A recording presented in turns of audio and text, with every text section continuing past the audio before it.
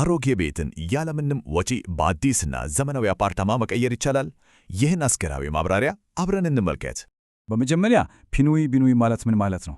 በአጭሩ አሮጌውን አፍርሶ አዲስ መገንባት ማለት ነው። አሮጌው ሕንፃ ፈርሶ ሲሰራ ነዋሪዎች ሙሉ በሙሉ አዲስና እጅግ የተሻሻለ መኖሪያ ቤት ያገኛሉ ማለት ነው። እጅግ የሚያስደስተው ትልቁ ማሻሻያ ደግሞ በቤቱ ውስጥ የሚጨመረው ተጨማሪ 12 ካሬ ሜትር ስፋት ነው። ይህ ብቻ አይደለም። እያንዳንዱ ቤት 12 ካሬ ሜትር የሆነ ሰፊ በረንዳ ይኖረዋል። የኑሮ ዘይቤም ሙሉ በሙሉ ይቀይራል። ደረጃውን የጠበቀ የመኪና ማቆሚያ፣ መጋዘንና የሕንፃው ምርጥ መካከለኛ ክፍል ላይ ማረፍንም የመሳሰሉ ተጨማሪ ጥቅሞችም አሉት። አስገራሚው ነገር ደግሞ ወጪው ነው። ነዋሪዎች ከኪሳቸው አንድም ሳንቲም አያወጡም።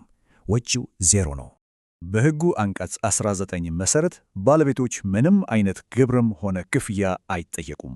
ሙሉ በሙሉ ነፃ ነው። አልሚው የጠበቆችን፣ የሕንፃ ተቆጣጣሪዎችን እና የገማቾችን ክፍያ ጭምር ይሸፍናል። ነዋሪዎች ያለምንም ጭንቀት ሙሉ ድጋፍ ያገኛሉ። ጊዜያዊ መኖሪያ ያሳስባል? መጨነቅ አያስፈልግም።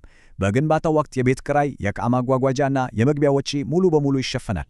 በተጨማሪም ስለ ሕንፃ አስተዳደር ክፍያ ማሰብ አያስፈልግም። የተዘጋጀው ፈንድ ለ10 ሙሉ ዓመታት ወጪውን ይሸፍናል። ይህ ሁሉ በጣም ድንቅ ነው። ነገር ግን ስለ ስጋቶች እና ንብረትን ስለመጠበቅስ ምን መፍትሄ አለ? ለዚህም ታላቅ ጥበቃ አለ። ታዋቂ ባንኮች ለአፓርታማው ዋጋ፣ ለኪራይ፣ ለግብር እና ለጉድለቶች ጥገና ሙሉ ዋስትና ይሰጣሉ። ከዚህም ባሻገር የዳንኤል ኢታች የሕግ ቢሮ በሂደቱ ሁሉ የባለቤቶችን መብትና ጥቅም በብቸኝነት ያስጠብቃል።